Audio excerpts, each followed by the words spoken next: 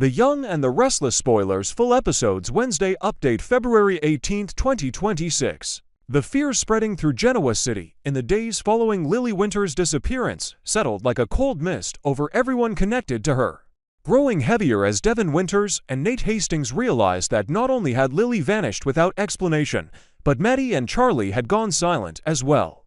Days passed without a single call, a single message, a single sign of movement, and the silence became a suffocating force, pressing down on Devin's already fragile sense of stability. Devin tried to convince himself this was an oversight, a miscommunication, an unexpected extension of a business trip gone wrong, but every passing hour chipped away at that denial.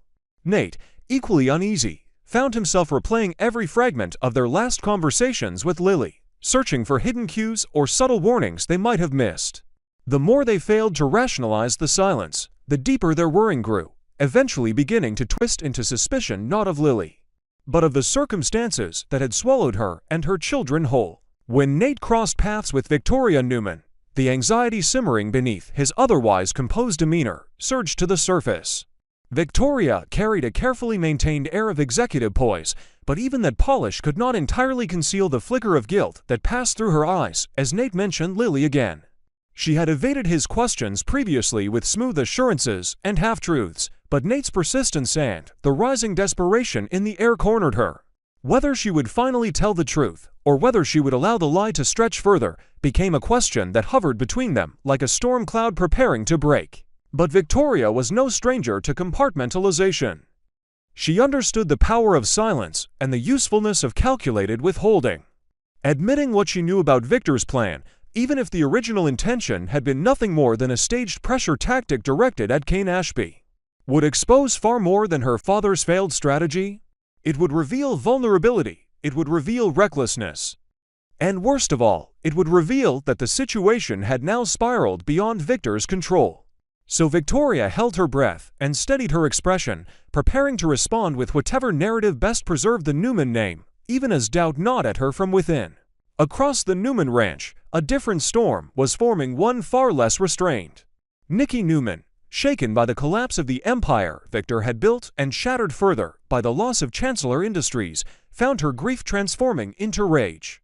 The moment she came face to face with Kane Ashby, that rage ignited like a lit match dropped onto dry brush. Nikki had endured betrayal, deception, and heartbreak more times than she could count. But watching everything she valued, everything she believed Victor had secured crumble so completely shook her to her core. Victor's downfall was not merely a financial blow, but an emotional one, a fracture in the identity she had embraced for decades. And in her mind, Kane was one of the catalysts.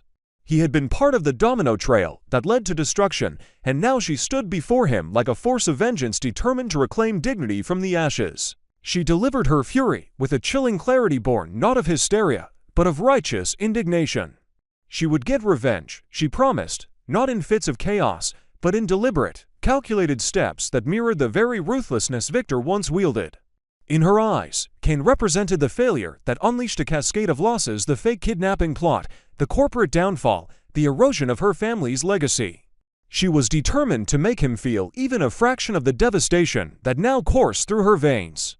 Whether Kane would fight back or crumble beneath her wrath remained uncertain. He stood caught between fear of Victor's retribution for the unraveling scheme and fear of Nikki's sharpened resolve. Kane, long accustomed to chaos, found himself unable to predict which Newman would prove more dangerous, the one who acted with merciless strategy or the one who acted with wounded fury. Meanwhile, Billy Abbott faced his own personal reckoning. Tension between him and Jack Abbott surged when Billy confronted his brother about the coveted CEO seat, the symbolic throne that embodied power, legacy, and validation. Their conflict unfolded not through shouting or accusations, but through tightly controlled emotions, disappointment, and quiet resentment. Jack's calm but firm rejection struck Billy harder than any verbal blow could have. It hammered home the uncomfortable truth that Billy's instability, ambition, and impulsiveness had once again compromised his chances at leadership. The weight of this disappointment settled into Billy's chest as something thick and immovable, reinforcing his perpetual sense of falling short in the family he both loved and competed against. And then came the news from Sally Spectra, a message that hit Billy like a punch he did not see coming. The content of her revelation was not immediately clear to outsiders, but the impact radiated across Billy's entire posture, darkening his expression and draining the remaining color from his face. The possibilities were grim. Had something happened to his mother? Jill's health, her financial state, or her position within the corporate world had always been precarious. Was she hurt? Hospitalized?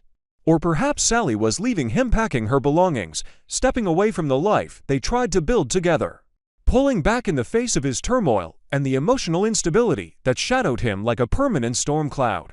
Whatever the news was, it cracked something inside Billy, adding another layer to the mounting despair that had begun eroding him from within.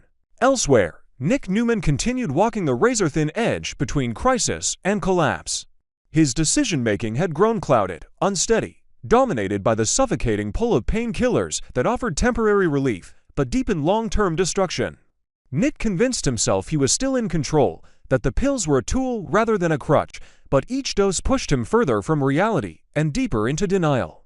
For a man who prided himself on stability, integrity, and strength, even in turbulent moments, falling prey to addiction became a silent humiliation he could not bear to voice.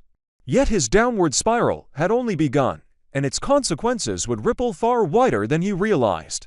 As Nick unraveled, Mariah Copeland found herself stepping into the next chapter of her own crisis. After being granted bail, she was ordered into the custody of Sharon Newman, who assumed responsibility for monitoring her behavior, maintaining her court appearances, and safeguarding her mental state. Mariah was no longer imprisoned by concrete walls, but by emotional consequences she could neither escape nor undo. Living under Sharon's supervision was both a comfort and a torment. Sharon's compassion grounded her, but the constant reminder of her crimes weighed heavily. Each passing moment forced Mariah to confront the broken parts of herself that led her to abduct Dominic, and the emotional toll of that realization carved deep lines of guilt across her conscience. The true test came when Dominic and Abby crossed paths with Mariah again. What should have been a tender reunion instead transformed into an emotionally suffocating encounter that exposed every unresolved fracture in their relationships. Abby approached cautiously, unsure whether compassion or anger should guide her. Devin hovered nearby, tense and protective, his eyes constantly moving between Mariah and the child she had once stolen in a moment of misguided desperation. Dominic, still too young to articulate fear or confusion, clung to Abby with the instinctual sensitivity that children possess when tension lingers in the air. For Mariah, seeing Dominic again was like reopening a wound she had tried desperately to stitch shut. The guilt hit her in waves, each one stronger than the last, flooding her with fragmented memories of what she believed she was protecting and the devastating truth of the harm she caused. The moment was thick with silence, regret, unspoken accusations, and the faintest glimmer of longing, a longing for forgiveness, redemption, and the possibility of repairing something shattered beyond recognition. Abby felt compassion tugging at her heart, but fear kept her guard raised. Devin, torn between his emotional sensitivity and his protective instincts, remained cautious. And Mariah, trembling with remorse, struggled to breathe beneath the weight of the child's innocent gaze. As all these threads intertwined, Genoa City slipped into a state of emotional turbulence that seemed destined to escalate. Devin and Nate's fear for Lily reached a feverish pitch. Nikki's hunger for retribution burned hotter each day. Billy's world teetered on the brink of collapse. Nick's descent into addiction threatened to fracture the Newman family from within. Mariah's uneasy freedom placed her at the center of judgment, pity, and lingering mistrust. Each storyline fed into the next, forming a mosaic of tension, grief, resentment, and unresolved history that cast long shadows across the town. And beneath it all, the question lingered: how much more could Genoa City withstand before one of these simmering crises erupted into full-blown catastrophe? Tessa Porter had always carried herself with a quiet steadiness, an emotional restraint shaped from years of learning how to survive grief, instability, and the unpredictable nature of the people she loved.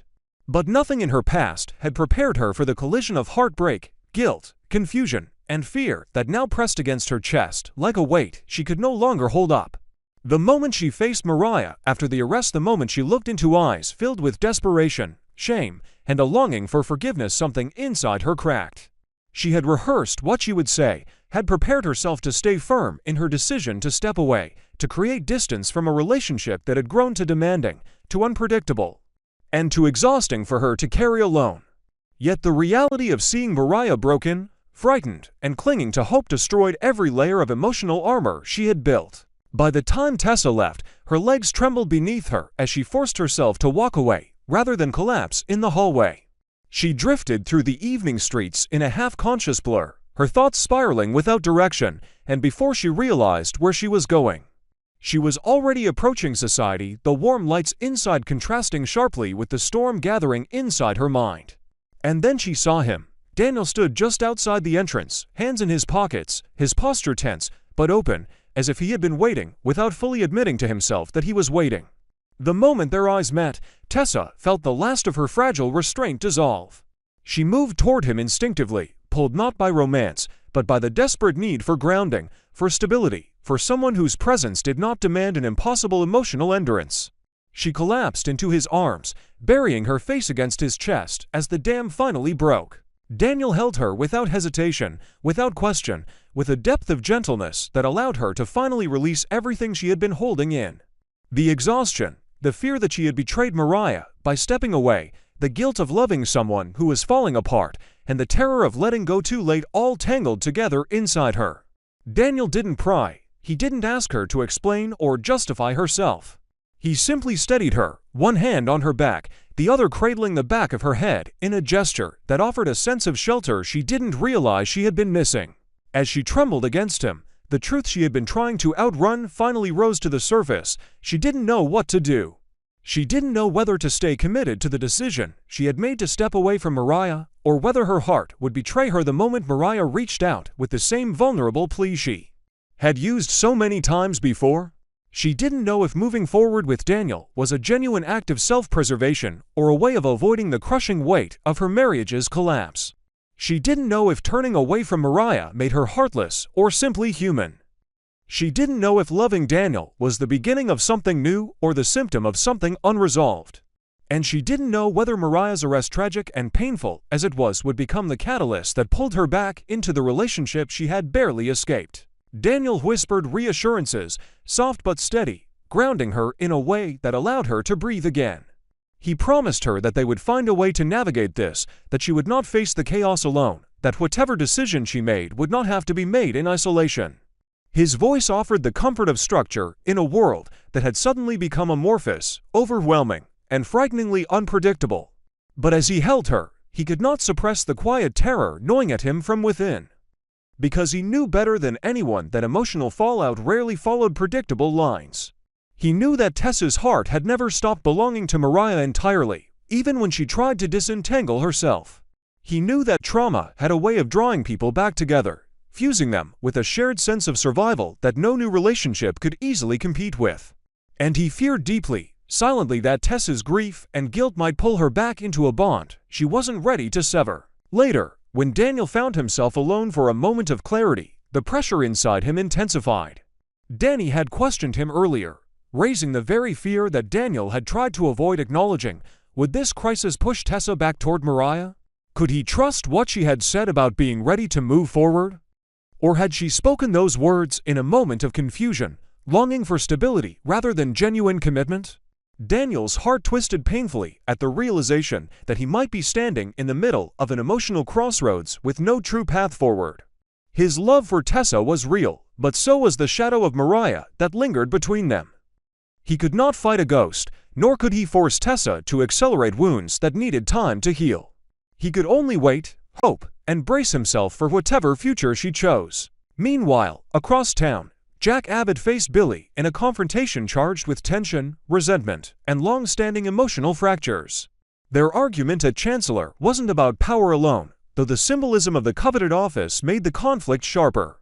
Billy's excitement, almost boyish in its intensity about reclaiming his old space, clashed violently with Jack's frustration at his brother's blind spots. Billy saw the office as a restoration of identity, a return to significance, a chance to prove that he still mattered in the corporate world and in the family legacy he often felt exiled from. Jack, however, saw the danger, the recklessness, the instability, the impulsive decisions that had defined Billy's path for years. The office represented responsibility, Billy was once again trying to grasp, without acknowledging the consequences of his actions or the fragility of the foundation beneath him. Billy's growing confidence, his reckless thrill at regaining influence, and his belief that he was finally winning again created a volatile emotional landscape. And when the bad news from Sally Spectra eventually reached him, the emotional blow fractured what remaining structure he had left. Whether the news concerned Jill's health, her business complications, or Sally's own departure from his life, it became clear that the celebration Billy had allowed himself was only an illusion, a temporary distraction from the instability that continued to haunt him. As all of this unfolded, Nick Newman's private battle with addiction deepened. Every wrong decision he made created new cracks in the foundation of his stability, and with each passing moment, he drifted further from the version of himself he once believed he had firmly established. Addiction did not announce itself with explosions or grand drama. It crept slowly, quietly, until one day it took hold with a force that felt impossible to break. Nick was nearing that point, even if he refused to admit it.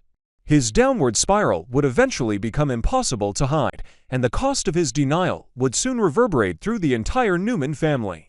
Mariah's release under Sharon's supervision added another layer of tension to the unfolding drama. Her bail granted her temporary freedom, but living under Sharon's roof meant confronting a version of herself she had tried desperately to avoid.